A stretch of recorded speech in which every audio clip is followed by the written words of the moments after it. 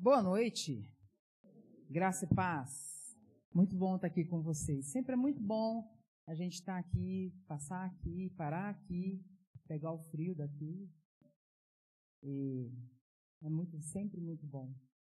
E eu queria primeiro agradecer de forma muito especial ao conselho dessa igreja, na pessoa dos seus pastores. Eu vim para uma parceria que começou com o presbitério, São Paulo, Minas, é isso? E por indicação dessa igreja, eu queria agradecer ao conselho, a confiança e a parceria, a caminhada juntos. Isso é muito precioso. Isso é muito precioso. E é muito interessante porque esse relacionamento ele nasce de forma natural. E isso é muito legal. Lá em Atos 13, fala que o pessoal estava jejuando e orando, e o Espírito fala para eles: separa Barnabé e Paulo para a obra que tenho chamado. Hoje a gente vive uma inversão um pouco disso. Quando a gente quer fazer missões, a gente tem que convencer o povo que a gente quer fazer missões. Então é muito legal quando vem de forma natural. Esse é o processo. E é uma delícia poder viver isso com essa igreja. E muito obrigado, irmãos. De coração. De coração mesmo. Vim correndo, porque é bom a gente correr, porque começou o ano e a gente já começou a correr, e os dias estão assim. E a gente está, daqui a 2 semanas, 3 semanas, eu sou ruim de matemática, é isso aí, início de março. A gente está indo para o Egito. E a gente está indo para uma mesma reunião que a gente foi na Tailândia. E o Brasil é um país continental. Assim como nas notícias, a gente só sabe as coisas do Brasil, e a gente nunca sabe nada do que acontece fora no mundo, e missões é a mesma coisa. Só a gente está aqui, a gente não sabe do que está acontecendo no mundo. E eu lembro que quando nós sentamos na reunião lá na Tailândia, a gente ouviu tanta coisa do que Deus estava fazendo, que a gente foi ficando assim, Deus está fazendo isso? E aí nós ouvimos as notícias. E essa reunião chama Josué 18. E o objetivo é aonde nós ainda não estamos. Então é uma forma de recontar estrategicamente, pensar onde nós não estamos, aonde que nós precisamos focar a força de intercessão e de mobilização para essas regiões. E é muito interessante porque desse ano que passou, nós ouvimos lá algumas coisas e nós já vimos alguns resultados. Porque quando a gente vê o que está acontecendo no Irã, isso não é acidente. Não é acidente, não é uma coisa por coincidência, não. É o agir do Senhor, é fruto de orações. E é isso aí, porque governos políticos, sistemas econômicos, o Senhor é soberano e Ele move para que as coisas aconteçam. E antes de eu vir agora, eu recebi uma mensagem do Hamid, e ele falando, olha, precisa continuar orando, porque começaram com negociações no Irã. Eles falaram, a gente não quer negociação, a gente quer mudança do regime. O Senhor começou a fazer, e nós queremos a mudança do regime. Que caia o regime dos ayatolás, que comece um regime democrático no Irã, e a gente está vendo muita coisa acontecer lá. Daqui a alguns dias eu escrevo mais para poder traduzir o que ele escreveu, mas assim, claro, muito triste as notícias, muitas pessoas mortas num país que não se conta. Então esse é um negócio, não tem um número. Eles falam lá, morreram 5.000 pessoas. E o pessoal no país fala, nós já estamos batendo a 20.000 pessoas mortas. Então, assim, é um número muito alto, simplesmente dessa juventude que está indo para a rua para querer ter, então, a liberdade. Mas a igreja também está indo para a rua, porque ela também quer ser livre para adorar o Senhor no Irã. Então, a gente vai vindo essas notícias e vai vivendo isso, e é muito bom quando a gente senta com os nossos amigos e ouve as histórias. E a gente fala, ok, Deus está fazendo, é isso aí, nós estamos vendo, Deus está fazendo. No Brasil, a gente passa por mudanças também. E aí a gente vê, não, nós somos parte daquilo que Deus está fazendo no mundo. Nós não estamos à parte, e nem somos algo, só nós que estamos passando por situações difíceis, não. É uma coisa assim, geral, no mundo, e Jesus está voltando. O resultado disso tudo é que Jesus está voltando. Quando eu saí do Egito em 2019, mas foi em 2019 quando o pessoal orou por mim, e me desligando da Jocum do Egito e falando, Isolina está voltando para o Brasil. E eu não entendi quando eu saí do Egito. Eu não entendi. Como assim, Deus? Fiquei 15 anos no Egito, agora vou voltar para o Brasil. Assim, para mim não fazia sentido isso. E muitas coisas na minha cabeça passavam, mas lá assim, ok, Deus está falando para eu voltar, então eu vou voltar. Mas eu lembro de uma oração específica. Um homem, ele levanta e fala, dos líderes, ele levanta e fala assim, Isolina, Deus está falando que ele não está fechando o Egito para você, mas ele está abrindo outras nações. E eu guardei isso no meu coração. Aí, logo depois, eu trabalhei com o pessoal de Norte de África. E aí, quando foi de um tempo, começou a aparecer um pessoal. Eu estava lá em Itabaianinha e um casal da Tailândia falou, a gente está indo levar um prático e nós vamos ficar. A gente quer que você faça mentoria. Aí eu falei para ele assim, ó, rapaz, a única coisa que eu sei de Ásia é comida. Não sei muita coisa de Ásia, não. Mas comida eu sei. Eu sei do que eu gosto, do que eu não... Aí ele riu e falou, mas Isolina, vamos compartilhar a sua experiência. E aí a gente foi caminhando juntos e foi bênção. Daí veio um outro casal e aí aconteceu de eu ir para a Turquia e conectar com o pessoal de Turquia. E eu falar, mas o que eu estou fazendo aqui? O pessoal da minha equipe fala assim que eu sou meio alerta às vezes para entender as coisas. Eles sempre estão entendendo antes de mim. Eles falam, Deus está falando para a gente ir para a Turquia, Isolina. Tá bom.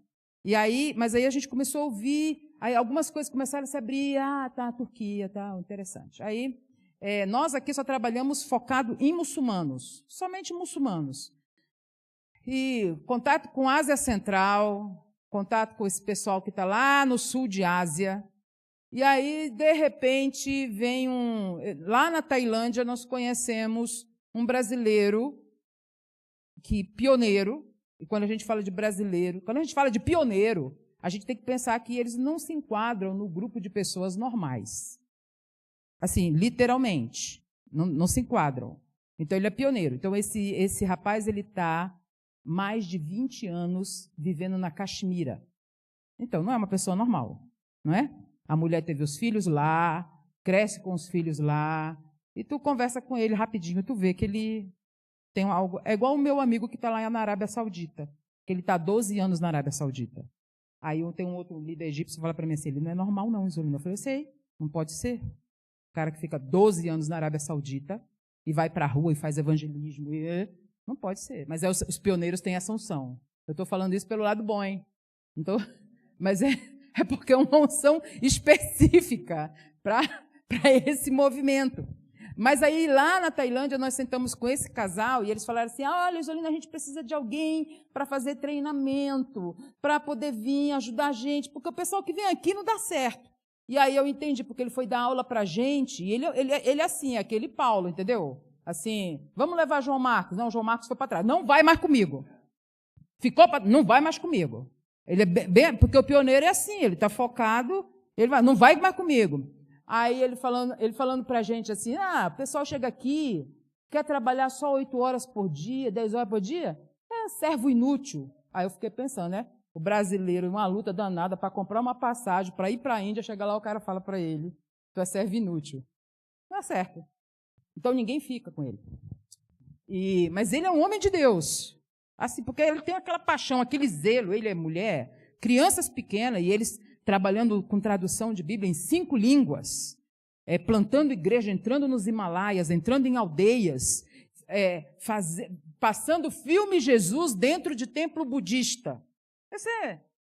É uma unção específica. Mas aí ele não tem paciência para receber aqueles que vão passar pelo choque cultural. Então ninguém fica com eles. O pessoal chega lá, logo em doido, e fala assim, esse cara é doido, vamos embora daqui. Vamos para outro lugar servir o Senhor.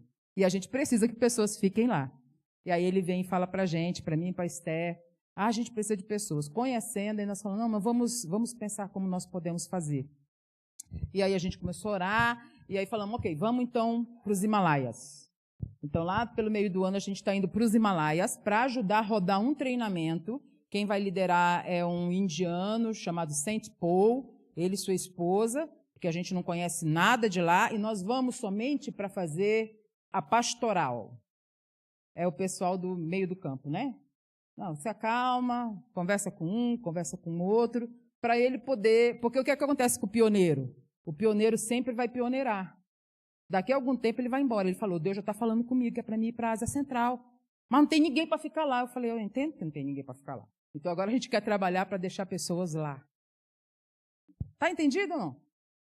Para poder entender. Então, assim, hoje eu estou muito nessa coisa pastoral de missionários, para firmar equipes, para ter equipes fixas, com essa visão de aprendizado de língua, contextualização e estabelecimento do ministério. Então, assim, a gente está vivendo esse tempo novo, assim, de agora olhar para a Ásia de forma diferente, coisas que eu não conheço muito do budismo, não conheço do hinduísmo tanto.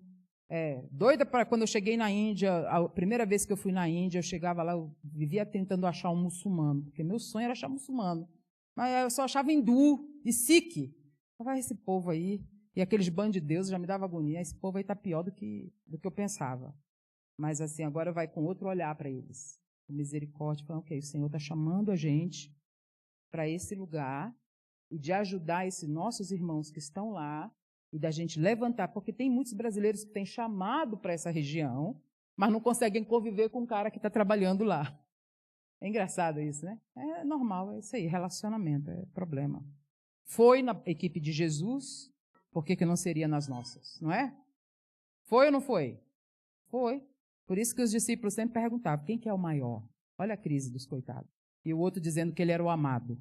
Eu sou o amado. E o outro, quem que é o maior no reino? Porque eles tinham as crises de relacionamento. Então, a gente está vivendo esse tempo e estamos com muita expectativa nesse ano aí de tudo que o Senhor vai fazer e tudo que Ele está colocando à nossa frente. E celebrando muito, assim, muito as notícias, querendo ouvir mais e caminhando em obediência ao Senhor, sem entender a obediência de agora. Eu não sei porquê. Lá na frente eu vou saber porquê. Eu não sei porquê eu não sabia porquê que eu saí do Egito. Agora eu já sei porquê. Na obediência, depois de um tempo, eu fui entendendo. Deus dá a graça de entender. Foi por isso que o Senhor me trouxe. Que agora é para eu ajudar brasileiros a irem. E isso é bênção. Deixa eu orar. Para eu trazer uma palavra. Vamos orar. Obrigado, Senhor, por essa noite. O Senhor é verdadeiramente bom. Amamos o Senhor. Amamos falar do Teu reino. Amamos a Tua presença. Amamos o Teu agir no nosso meio. Então nos encontra nessa noite. Nos dá uma palavra de fácil entendimento e uma palavra de fácil aplicação para a glória do Teu reino. Amém. Deixa eu te convidar, abra a sua Bíblia lá no Evangelho de João, capítulo 5.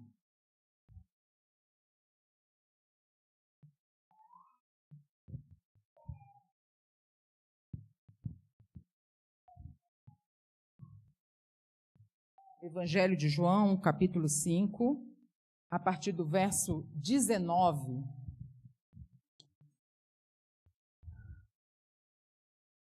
Nós vamos ler até o versículo 23.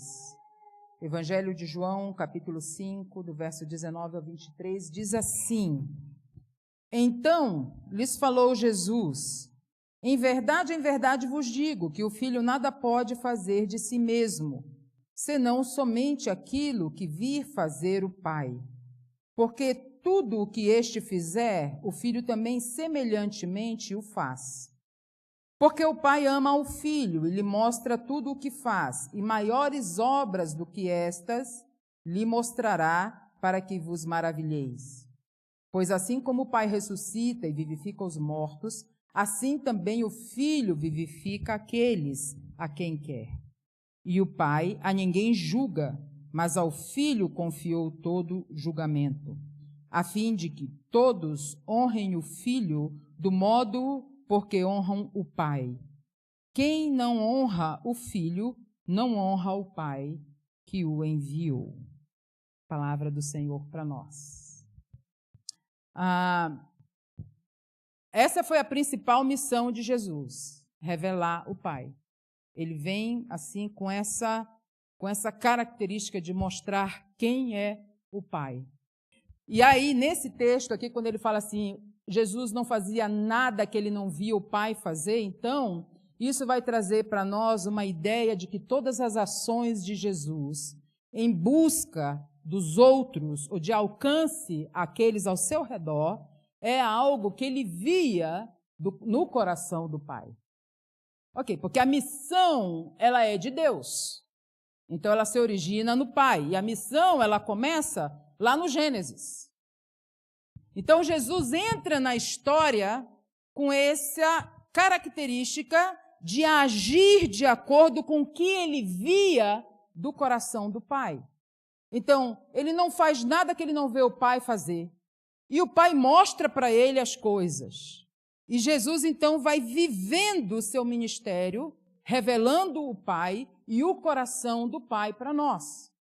Então, as suas ações e a sua busca por aqueles que nós sabemos a história, de acordo com o Evangelho de João, não daria para escrever todas as coisas que Jesus fez, mas aquilo que nós sabemos das histórias, então nós vamos entender que essa atitude, então, não é somente originada de Jesus, mas fruto do seu relacionamento e aquilo que ele via do Pai, porque o Deus é que é o Deus em missão, e Jesus faz parte disso. Então, Deus revela seu coração, mostra, e Jesus vai fazendo. Está certo ou está errado? Está certo, fala certo, gente. Porque eles já falaram certo aqui atrás de mim, vocês que não ouviram, mas já falaram. Vou falar que está certo. Então, isso faz com que a gente possa entender, então, que o coração de Deus é recheado disso. Ok, é recheado disso, e a gente sabe também que Jesus passava muito tempo com o Pai. Ele gastava tempo com os seus discípulos, com a multidão, mas toda vez que ele podia, ele saía e ia para o Pai. E gastava tempo ali com o Pai. Ele saía desse contato com o Pai para então fazer a sua missão com os outros. Na história de Deus, quando a gente fala, porque a gente sempre está falando sobre missões, e às vezes parece que missões é um alfinete cutucando a gente. Porque a gente às vezes não consegue entender que a missão é a grande coisa da história de Deus. E quando a gente olha para o Antigo Testamento, a nossa leitura tem que ser vendo a missão e vendo o Messias. Que o Antigo Testamento vai focar nisso, a missão de Deus e o Messias. É por isso que quando Simeão vê o menino Jesus, porque ele não vê Jesus fazendo milagres, mas ele vê o bebê, ele fala, ele tem esse entendimento do Antigo Testamento. Glória de Israel, luz das nações. Ele tem rapidamente o entendimento. Esse neném aqui, nos meus braços, é para a glória de Israel e luz das nações. Então, ele faz a leitura correta do entendimento do Antigo Testamento. Então, o Filho, a história de Deus, ela é bem amarrada dentro disso. Então, quando a gente fala de missões, não é um tema, mas é algo que está no coração de Deus e que nós temos que voltar para essa intimidade com Deus para nós entendermos melhor a missão. E a tristeza, para nós, é pensar que 2000 anos depois que Jesus falou para ir por todo mundo, pregar o evangelho a toda criatura, nós ainda temos milhões de pessoas não alcançadas e não engajadas. Alguma coisa acontece no meio da história que nós não conseguimos conectar com o coração do Pai e responder para a missão. Provavelmente perdemos o contato aqui, porque se nós temos contato com o coração do Pai, nós automaticamente entendemos a missão. Ontem, lá no presbitério, um pastor estava me contando sobre o filho dele que viajou, foi para o Sudão. E aí ele falando para mim, uma hora ele falou assim, quando a gente foi para minha família reclamou, como que vai deixar esse menino, ele vai morrer. E o menino pegou e falou assim, o filho dele falou assim, eu fui preparado para isso. Aí o pastor falou, eu nunca preparei ele para isso. É porque, na verdade, não tem um curso de missão. O que você ensina é relacionamento com Deus. Então, ele sempre foi preparado para isso. Se você ensina relacionamento com Deus, automaticamente ele é preparado para isso. Porque o relacionamento com Deus produz a missão. A gente tem que entender isso. Para a gente ver como é tudo muito bem amarrado, aí vamos pensar um pouquinho, por exemplo, lá na história de José. Porque às vezes a gente pensa que as histórias são desconectadas, mas na verdade elas não são. Então, lá na história de José, José é o 11º filho de Jacó, ele nasce, o pai dá para ele um presente diferente. Ele dá uma túnica colorida, coisa que não era comum. E aí José tem os sonhos, aí também tem a língua grande, vai dizer para os irmãos, vocês vão me adorar. Os irmãos ficaram chateados, entendeu? Também, você chega assim, vocês vão me adorar, ninguém ia gostar. Aí os irmãos, mas falam que eles odeiam José e decidem matar José.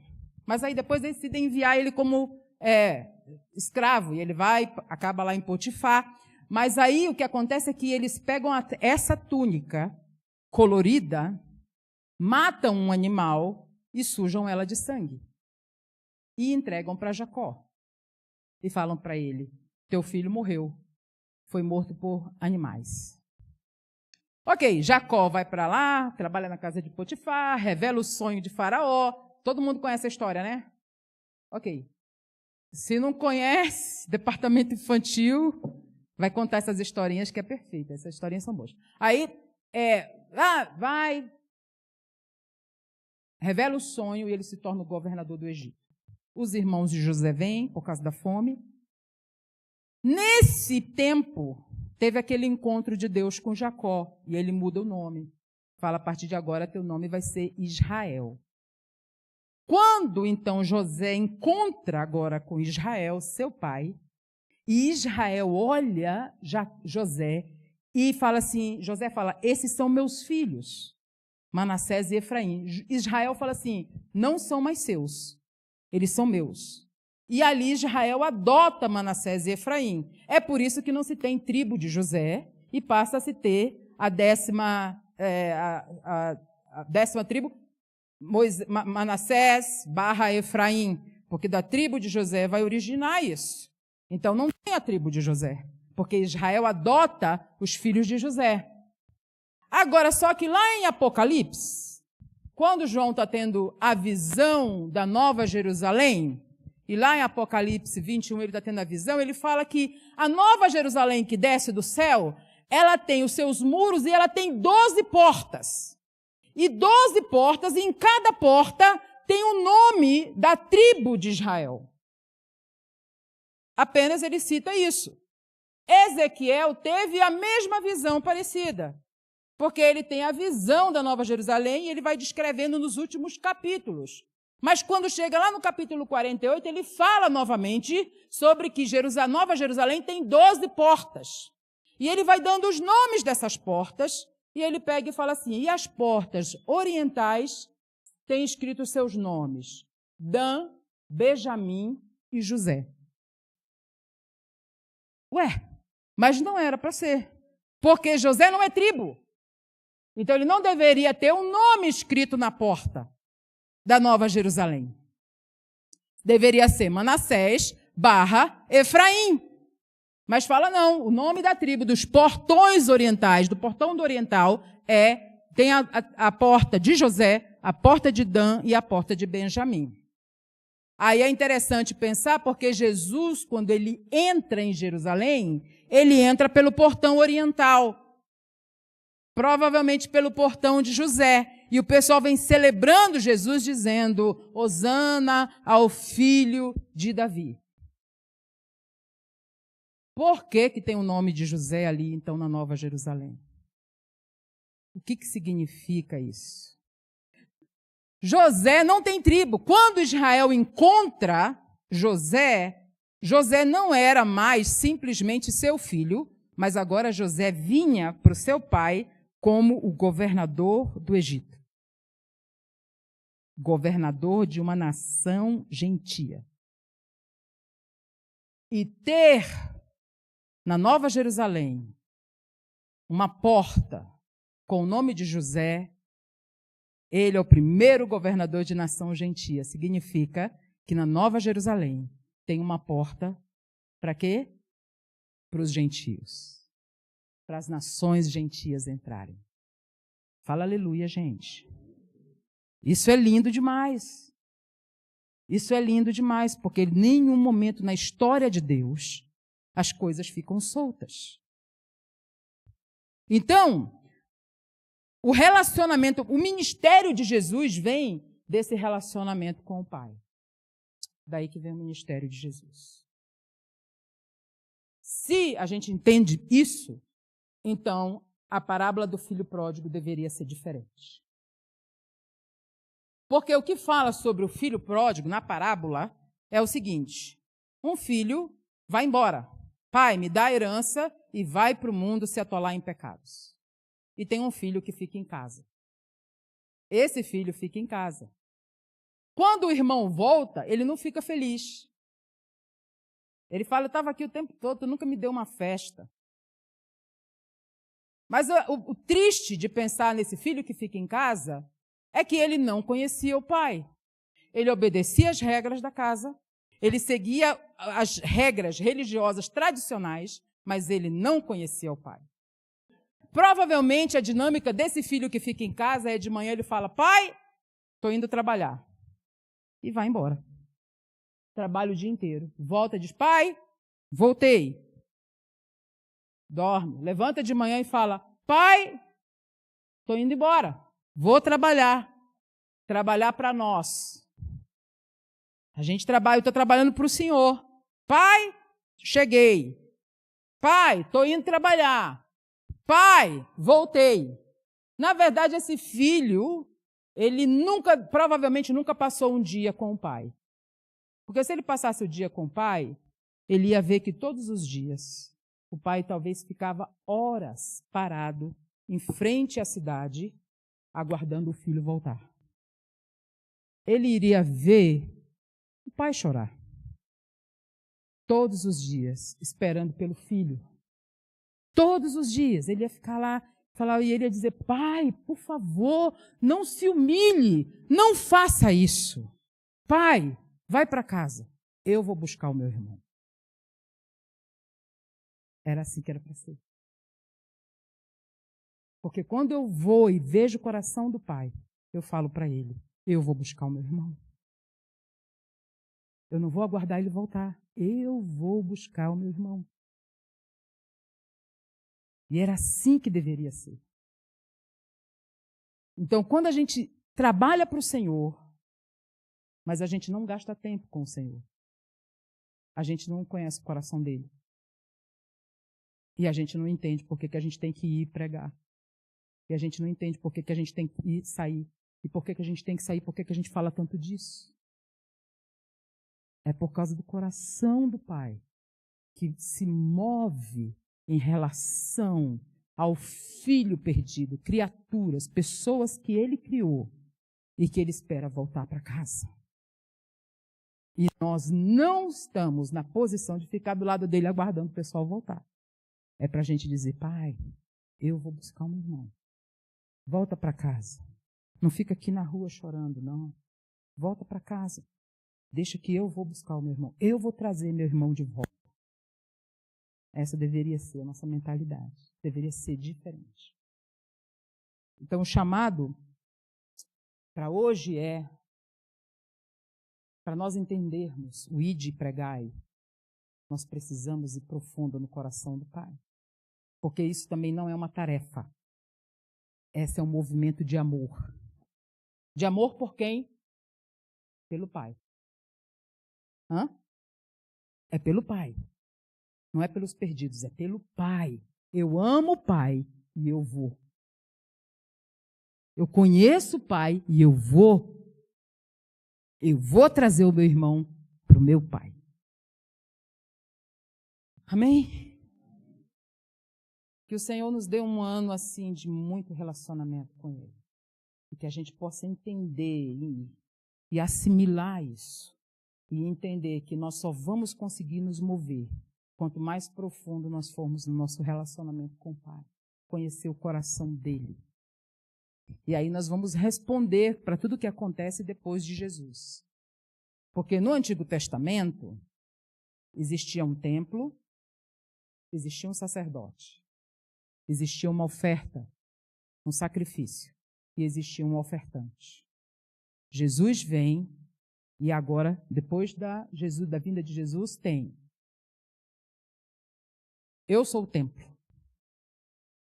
eu sou o sacerdote, eu sou o sacrifício e a oferta, e eu sou o ofertante. E aí nós precisamos responder para isso. E isso, nós só vamos conseguir fazer isso com tanta facilidade, com tanta leveza, quanto mais nós amarmos o Pai e conhecermos o coração dele. Amém? Senhor, obrigado, Senhor, por tanto amor. Nos ensina a te amar de volta. Como o mandamento fala, toda a nossa força, todo o nosso entendimento. Nos ensina a te amar de volta, Jesus. Pai, revela o teu coração para nós, para que não seja tarefa, mas que seja alegria em buscar os perdidos, os nossos irmãos, que não estão aqui. E obrigado porque uma vez Jesus disse: eu tenho ovelhas que não estão neste aprisco. Eu vim para buscá-las. Elas vão ouvir a minha voz e vão se juntar a vocês. Obrigado por isso. Nos ajuda a obedecer, Senhor. Nos ajuda a obedecer. Em nome de Jesus. Espírito Santo de Deus, continua a ministrar essa palavra durante a noite, completa essa palavra no coração dos meus irmãos, da